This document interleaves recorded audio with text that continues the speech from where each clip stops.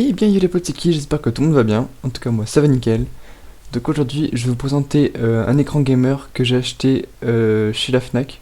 Donc du coup c'est un écran 144 Hz. Maintenant il coûte 277 €. Mais moi je l'ai acheté à 119 €. Donc c'était des promotions de Black Friday.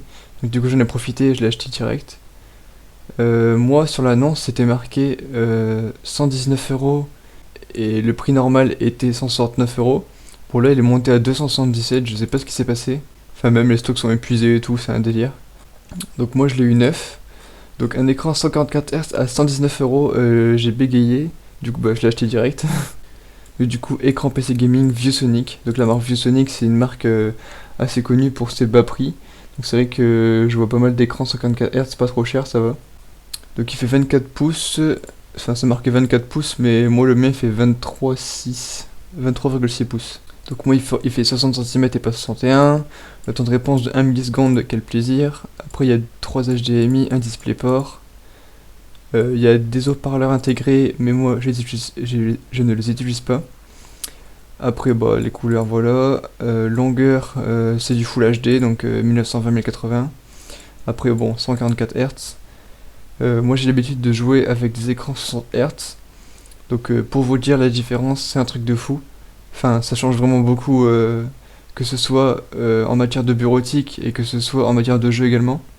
La différence entre 60 et 144 Hz, c'est que à 60 Hz, vous ne pouvez qu'afficher avec votre écran que 60 fps, tandis qu'avec un 144 Hz, vous pouvez afficher 144 fps au maximum. Même si le jeu dit que vous pouvez afficher genre 200 fps, bah, votre écran ne pourra afficher que ce que votre écran le permet. Donc 60, 144, 165, il existe plein de variétés de fréquences. Après il y a des normes, tout ça, il y a un petit pied et tout. Le petit pied est super beau, en tout cas c'est un truc de fou.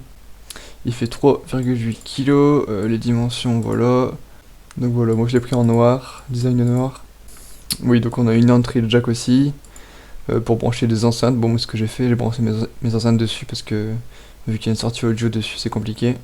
Donc je ne reviens pas à quel point il a augmenté, c'est un peu n'importe quoi. Moi je pensais qu'il allait revenir à son prix normal, mais je pense qu'il y a eu tellement de ventes que qu'ils se sont emballés de modifier le prix parce qu'ils en ont peut-être trop vendu. Alors je l'ai acheté le 4 décembre et là on est le 7 décembre. Donc ça va faire un jour que je l'ai, donc il est arrivé plutôt vite. Et ça va faire un jour que je le teste. Et franchement c'est vraiment de la bonne qualité. Il est déjà super beau et en plus bah, il fonctionne super bien quoi. C'est des boutons manuels comme j'aime bien, parce que moi j'ai un écran, c'est des boutons tactiles, c'est assez chiant. Des fois ça capte des trucs, ça capte dans le vide en fait, l'écran il modifie les paramètres tout seul en fait, c'est un peu compliqué. Donc je préfère quand même des boutons plutôt que des boutons tactiles. Ensuite on voit ici les HDMI, les ports et tout, 3 HDMI, un DisplayPort et un port jack. C'est vrai pour le prix que je l'ai eu grâce au Black Friday, c'est super abordable. Surtout pour un 144 Hz. Si on marque écran 144 Hz, alors c'est des écrans gamers, mais est-ce qu'ils sont que 144 Hz? J'en doute. Regardez, tout rafraîchissement 75 Hz, c'est pas 144. Donc je marque écran 144 Hz, mais bon, il n'y a pas de. Tout ce qui montre là, c'est pas la réalité. Mettons, on va aller sur LDLC. On a du 209, 200. Donc là, on voit bien 144 Hz à chaque fois. 200, 200, 300, 500. Bon, après, il y a les prix énormes. Mais c'est vrai qu'on descend pas en dessous de 150, c'est compliqué. C'est pareil chez Amazon, à mon avis. On voit pas les prix, 200 €. Ah, ici 129. Là, c'est plutôt pas mal. Après, il y a du 5 millisecondes. C'est quand même beaucoup de temps de réponse. Pour les gamers, c'est 1 milliseconde. Après il a une petite taille, je crois que c'est 21,5 pouces. Ouais c'est ça, il est petit aussi, donc c'est ce qui fait que il est pas cher. Donc moi j'ai réussi à avoir un 24 pouces, 144 Hz, en Full HD tout ça. Donc là c'est vraiment une affaire quoi, c'est un truc de fou. À mon avis c'est pour ça qu'ils ont été vendus. Donc ah bah justement, j'ai une photo sur mon téléphone, pour montrer la preuve que bah... Parce que là je vous dis ça mais vous me croyez peut-être pas. Donc je vais vous montrer le screen justement, je l'avais pris sur mon téléphone. Je vais vous afficher le screen directement au montage. Donc le screen date du 30 novembre Et j'ai mis à peu près une semaine à me décider à l'acheter. Parce que bah, c'est quand même un gros investissement, mais bon. Après, voilà. Vu le prix, je me suis dit c'est super abordable et ça fait longtemps que je réfléchissais à acheter un écran 144 Hz. Parce que quand on est limité à 60 FPS, c'est quand même pas joli pour certains jeux. Comme par exemple sur Fortnite, je trouvais que 60 FPS c'était un peu limite. Donc j'ai voulu voir ce que ça donnait 144 FPS et effectivement c'est pas mal. Même si mon PC ne le permet pas de monter jusqu'à 144 FPS constant étant donné que j'ai pas une config gamer très puissante. Donc là on voit bien sur le screen que il était à 119,39€ le 30 novembre. Donc c'était un bon plan, en fait il y avait moins 30% sur plein d'écrans gamer en fait. Et c'est pour ça que je l'ai eu à si bas prix. Bah donc maintenant, moi je l'ai déjà déballé, mais je vais vous montrer quand même la boîte, à quoi elle ressemble. C'est une boîte assez simple, mais je vais vous la montrer quand même. Alors ici on a la petite façade, donc la ViewSonic avec le petit logo, la référence, donc c'est le VX2458-P MHD, 23,6 pouces, Full HD LED backlit display, 60 cm. Après ici on a le 1080p Full HD et le 144 Hz ici. Bon, le carton est plutôt imposant, hein, normal, c'est un écran. Donc ici on a des spécifications, le contenu, le moniteur, le câble vidéo, câble ALIM. Donc là il y a le contenu de la boîte, donc c'est marqué qu'à l'intérieur de ce carton il y a un écran avec son pied, un câble vidéo, donc c'est un câble HDMI, un câble d'alimentation et un guide de prise en main. Il y a la taille de l'écran, dimension, tout ça, le poids, fabriqué en Chine. Donc voilà, ça c'est l'autre façade, donc le petit logo avec les petits oiseaux, See the difference. Après il n'y a plus grand chose à montrer je pense, en dessous c'est les normes et tout. Et au-dessus c'est la petite poignée avec tout ce qu'il faut, ViewSonic. Et donc voici l'écran, donc à quoi il ressemble. Désolé, j'ai un peu une qualité de merde, niveau caméra c'est compliqué, ah voilà c'est mieux. Alors on a le petit pied, avec l'USB hop. Le petit pied je trouve il est hyper stylé, c'est un truc de fou. Alors là, il est trop stylé. Donc voilà, le petit écran. Ensuite, je vais vous montrer un peu derrière parce que là, vous voyez que dalle. Alors voici l'arrière. Le petit pied. Moi, j'ai déjà branché mon câble HDMI avec la lime de l'autre côté qui est là. Ici, c'est le câble de casque. Donc j'ai branché mes enceintes dessus. Là, c'est le câble d'Alim. Donc voilà un peu l'arrière. Les boutons qui se trouvent ici. Qui sont pas tactiles, hein, ça c'est quel plaisir. Après il y a marqué ViewSonic derrière comme ça. Voilà, je fais un petit plan comme ça. ViewSonic. Le petit pied il est pas ajustable il me semble.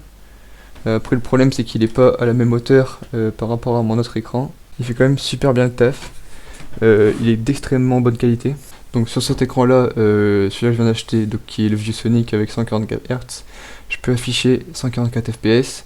Et sur mon écran que j'avais d'habitude, donc c'est un 60 Hz, il est légèrement plus grand, mais avec celui-là je pouvais afficher que 60 FPS, donc j'étais limité. Donc c'est pour ça que c'est un truc de fou. Je vais essayer de vous montrer un peu la différence que j'ai ressentie. Donc la différence que j'ai ressentie, c'est quand on fait ça. Quand on bouge une page comme ça, la fluidité par rapport à cet écran-là. Alors je sais pas si vous le voyez bien. On voit un peu plus de saccade sur l'écran de droite. Et il est un peu plus fluide l'écran qui est à gauche. Bon, c'est un peu bizarre parce que ma caméra elle est pas de très bonne qualité. Mais je vous assure que dans la réalité, on voit vraiment la différence. Donc c'est pareil en jeu, hein, la différence elle est quand même là.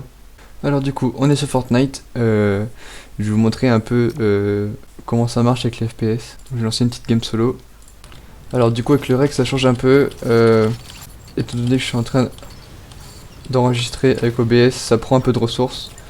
Donc forcément je vais pas atteindre les 144 FPS tout le temps. Vous pouvez le voir que là-haut ici, on voit les FPS qui s'affichent. Donc il varie en fonction de ce que je fais, mais bon, vu qu'il y a le rec en même temps, j'ai des pages internet ouvertes, j'arrive pas à monter jusqu'à 140 FPS. 144 FPS. Donc c'est ici qu'on règle taux de rafraîchissement. Normalement je suis en 60 FPS. Donc en 60 FPS j'ai pas de problème, ça reste bloqué à 60, donc ça veut dire que c'est très bien. Alors que là, je peux, avec mon écran que je viens d'acquérir, je peux monter jusqu'à 144. Et rien qu'à faire ça, on voit la différence.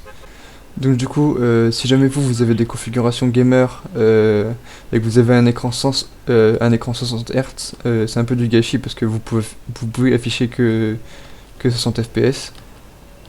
Mais si jamais vous avez un bon PC, bah autant acheter un écran 54 Hz et puis pouvoir afficher 144 FPS.